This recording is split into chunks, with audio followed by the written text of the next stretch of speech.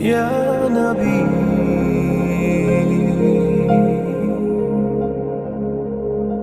یا محمد۔ تو میں کوئی کیا نئی بات پیش کر سکوں گا، لیکن یہ چاہتے ہیں کہ کربلا کی جو جنگ ہے، جنگ کربلا، کیونکہ جدید تحقیق کے نام پر لوگ کربلا کو اس کی جو رنگینی ہے اور اس کی جو تاثیر ہے، اس کی جو مظلومیت ہے، اس کو کم کرنے کی کوشش کر رہے ہیں۔ تقریباً 1857 کے بعد سے اہل سنت سے جو فرقے کٹے، ان کی کوشش آج تک یہی ہے کہ کسی بھی طرح سے اس قربانی کو ہلکی کر دیا جائے۔ اور ہر سال جب ماہ محرم آنے والا ہوتا ہے تو چونکہ شوشے گوشے چھوڑنا واٹس ایپ پہ بیٹھ کر بہت آسان ہو گیا ہے، تو لوگ اس کی گندگی پھیلاتے رہتے ہیں۔ ہمارے ذہن و دماغ کے اندر ایک چیز آتی ہے کہ ایک طرف یزید ہے اور ایک طرف امام حسین ہے، اور جب واٹس ایپ کے روپوش لوگ جب وہ اپنی گندگی کو پھیلاتے ہیں تو ایسا لگتا ہے کہ جیسے وہ یزید اور امام حسین کو دو آنکھیں سمجھ کر کے اس سے دیکھنے کی کوشش کرتے ہیں۔ حالانکہ دو آنکھ سے دیکھنا بھی بڑا جرم تھا کہ ایک آنکھ یزید اور ایک آنکھ امام حسین، لیکن اس پر طرفہ یہ تماشا کیا جاتا ہے کہ یزید کی طرفداری ہوتی ہے اور امام علی مقام کو پھر گھٹایا جاتا ہے، اور ایک تصور دینے کی کوشش کی جاتی ہے کہ جتنی روایتیں امام حسین کی شان میں ہے وہ کسی گمراہ فرقے کی گڑی ہوئی ہے اور اس کی کوئی حیثیت نہیں ہے۔ تو چونکہ یزید اور امام حسین کو گویا کے ترازو کے ایک پلڑے اور ایک پلڑے میں رکھنے کی کوشش کی جا رہی ہے، تو تھوڑا میں اپنے نوجوانوں کو، نئی نسل کو پہلے یہ بتاؤں کہ کربلا کی جنگ کا جو مین کردار ہے، جسے دنیا امام حسین کہتی ہے، وہ حسین ہے کیا چیز؟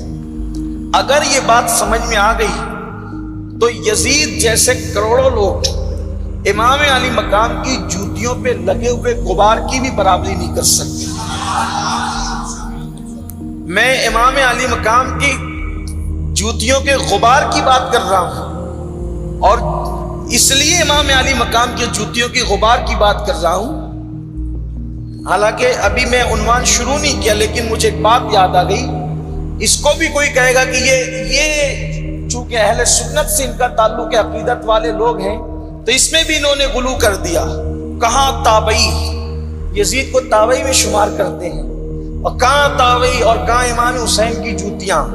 میں کہتا ہوں اس پر بھی میرے پاس حدیث موجود ہے کہ امام علی مقام کی جوتیوں کے غبار کا مقابلہ بھی یزید نہیں کر سکتا۔ آئیے ایک حدیث لیں آپ۔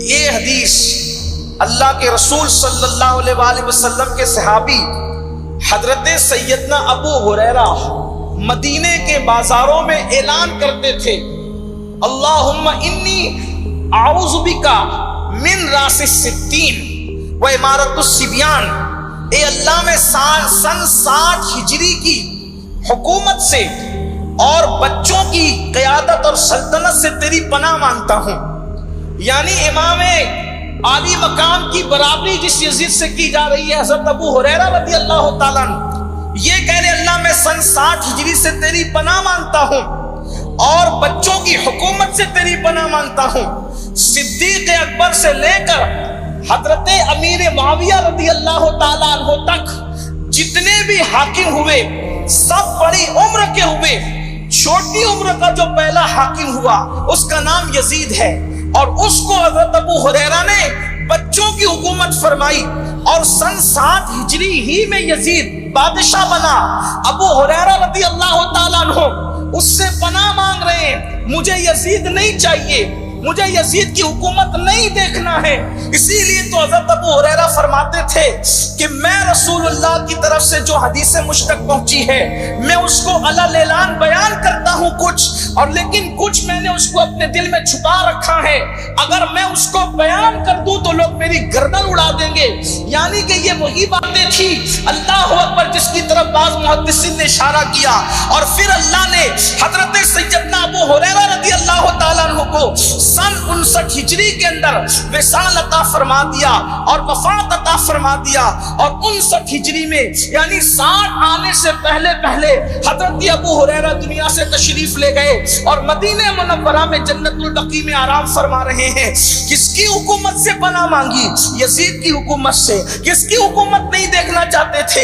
यजीद की हुकूमत। तकलीफ होती है तुझे मिर्चें भी लगती है, जब 12वीं पे लाइटों से गलियां भी सजती है।